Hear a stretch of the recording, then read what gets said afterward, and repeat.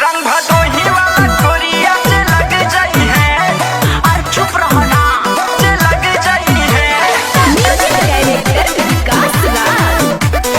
ओखरी में धन तोरा कुट जाई है।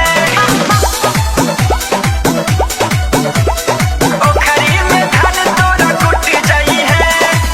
आई शहर से हो तक जानी करो, हमरा ए बाबू पीछा जानी पड़ो। हरे मत पड़ो ना, आई शहर से हो तक जानी करो, हमरा ए बाबू पीछा जानी पड़ो। दही लहंगा के हम सुटो जाई है। रंग भदोही वाला अरे ना हुई ठाकुर जी के हाथ। रंग भदोही वाला गोरिया जे लग जाई है। ओखरी में धान तोरा कुट जाई है। रंग भदोही वाला गोरिया जे लग जाई है।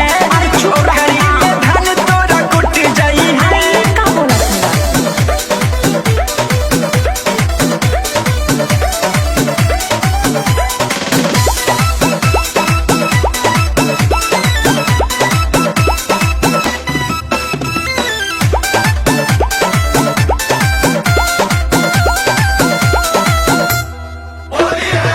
तोपल सामान जदी ऐसे देखइबू, डाल दी हाथ कोनो बड़ी पछताइबू।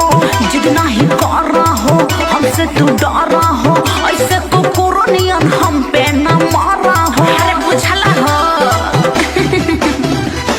तोपल सामान जदी ऐसे देखइबू, डाल दी हाथ कोनो बड़ी पछताइबू। तान हिला दा कमर लचकौआ। रंग भदोही वाला अरे चुम्मा लिए थे ना रे। रंग भदोही वाला गोरिया जे लग जाई है। ओखरी में धान तोरा कुट जाई है। रंग भदोही वाला गोरिया जे लग जाई है। ओखरी में धान तोरा कुट जाई है। इसमें मानो